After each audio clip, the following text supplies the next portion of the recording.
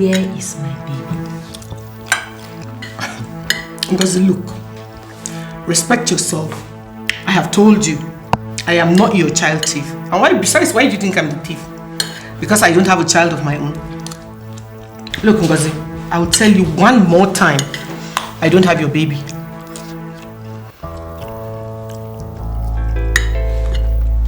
Why the pretense? You know as well as I do that you're wicked, envious, and an eater of children. You've eaten all the children in your womb. Must you eat mine?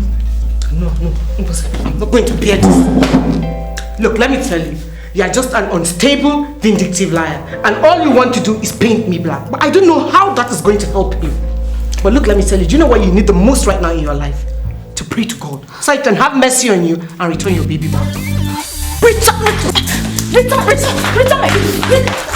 Stop it, you two! Stop it! You will not kill me in this house!